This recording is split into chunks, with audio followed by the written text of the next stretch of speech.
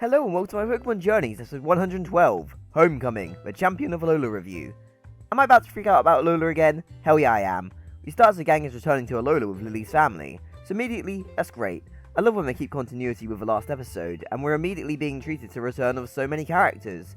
Mallow's family has put together a feast which Harlow mentioned they'd throw in Sun and Moon if Mon were to return. But we have Principal Oak, we have Kukui and Burnett and Lay. The Alola gang, we have the Aether group like Faber, Wick, James and the Rodent Dex. It's bloody wonderful, and if I listened to every character who was in here, I'd be here all day. But we get to a feasting, getting to see some interactions like Lusamine meeting Lay, Ash's teams feasting together, and we get the meeting of Kaharu and Lana. This is absolutely awesome as Lana is a character who presented another avenue for Kaharu and her Eevee. Lana sees one more choice beyond evolution, just staying as an Eevee like Ash's Pikachu does. This is great. Not only does it show that Lana is inspired by Ash and Pikachu in that regard, but she also knows, for example, that there's an exclusive EVZ move. For Kaharu, that could become Gigantamax. It's probably my favourite interaction Kaharu has with an old companion, honestly. When Go asks about where Kiawe is, the Alola gang just inform us that Kiawe went off to train at Weller Volcano, upon hearing that Ash would be returning. It's just so funny seeing that aspect of his personality, and Gladion just being completely unsurprised by it.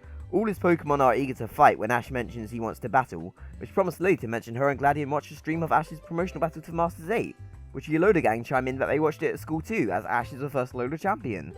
Gladion walks off into the woods and sends out his Pokemon to train. The party for Mon was just so wonderful to see, but this is where we get the highlight of the episode. They're going to be throwing a Battle Royale, and as an aside, seeing Lay imitate his big brother Ash is so cute. Kukui gives Go a quick rundown about what a Battle Royale is, and won't tell Ash any of his opponents other than himself. We're getting an Ash and Kukui rematch, but that's just the most exciting thing. Kukui refuses to use his Royal Mask persona as Ash is the star of the battle. Ash is a champion. They're putting so much importance on the title this time, and that's fantastic. The Battle Dome is stacked yet again as characters we know such as How and Team Skull are there. This is the Alola League Champion Homecoming Battle Royale. Of course we have the first in the ring, the trainer entering the Masters Tournament to become the strongest in the world, the Alola League Champion, Ash and Pikachu. Next up is Kukui, the founder of the Alola League, along with his Incineroar, and this is sick. I was so worried his Incineroar would never pop up again after Ash's Torracat evolved. I'm so happy to be wrong here, because this will lead to a literal dream matchup. In the last opening of Sun and Moon Your Adventure, Kukui imagined his Incineroar fighting Ash and Pikachu, and it's finally real. Next up we have Kiawe entering with his Marowak, and lastly we have a runner-up of the Alola League, Gladion entering with his Nihilego. And by the way, its name is Lily, but I'll just stick with Nihilego. This is an insane lineup as Kiawe was high up in the Alola League rankings too. With all Pokemon ready, Pikachu dashes for Incineroar, and this is when it becomes apparent that Ash will not have this battle easy. Incineroar, Marowak and Nihilego all target Pikachu. Anyone can attack anyone, but Ash is the strongest trainer and incredibly high up, so Pikachu has some fierce competition. Pikachu has good agility and still has the power to knock Incineroar over. As Ash mentions he trains every day to beat Leon, Gladion and Kiawe respond that they've been training too, and it shows that they've all been putting up a fierce fight. Gladion and Nihilego catch Pikachu and Incineroar off guard as it fires a Meteor Beam. That's when Kiawe takes notice and has Marowak attack Nihilego, claiming he'll be the one to beat Ash. Gladion says that he'll be. I love that Ash has kind of a shocked and confused reaction to it, because let's be real, in a way he's become their goal, much like Leon has become Ash's goal. I think he's maybe realising the expectations and weight that being the champion has now. Marowak and Nihilego battle some more, and that's when Nihilego goes down and Gladion is eliminated. This was kind of a shock to me, but I loved seeing Kiawe take out Gladion, considering his vow that Gladion is his rival too when Gladion beat him in the league. I also love seeing Mon and Lusamine reflect on it, seeing just how strong Gladion has gotten, and how he reminds Lusamine of Mon.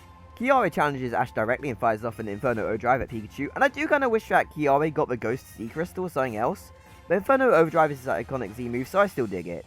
Pikachu, however, launches himself up with a Thunderbolt to completely avoid it, but then Kukui's Incineroar comes in with the Darkest Lariat and takes out Marowak.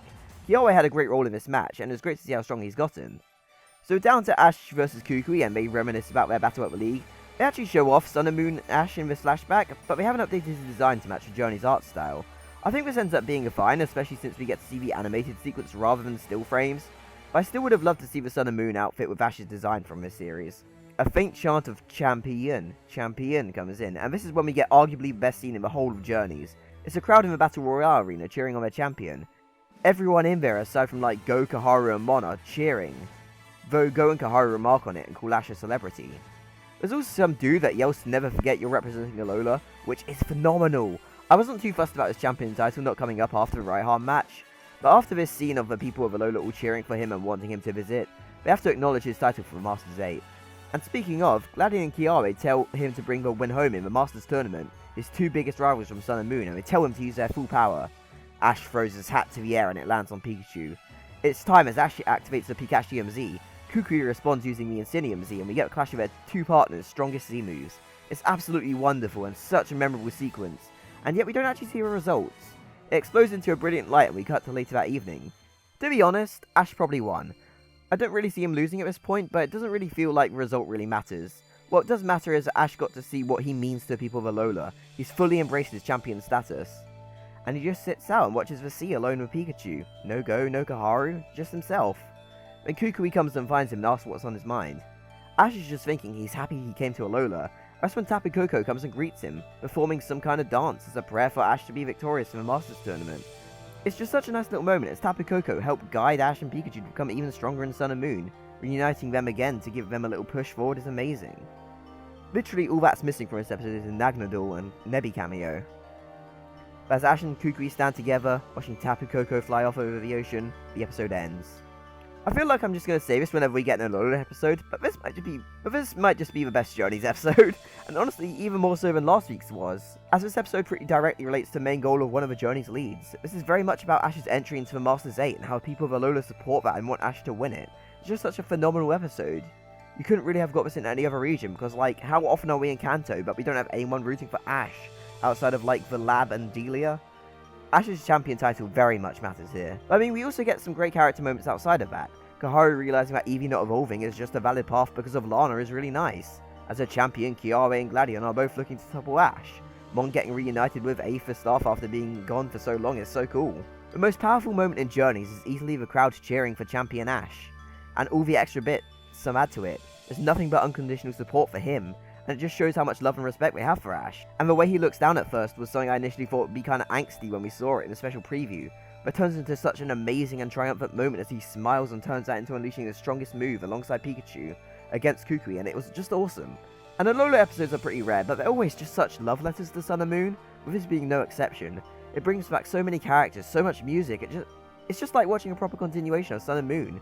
We had Lily finish her hunt for Mon last week, and now we get to see her return. We get to see Ash properly presented as a champion as time has passed. I just can't say how much I truly love this. So fantastic episode. It was really the calm before the Masters 8 storm that Ash needed. Now he knows he's not just fighting for himself, but he has a weight of Alola on his shoulders. Absolutely amazing. I hope you enjoyed this episode, and peace.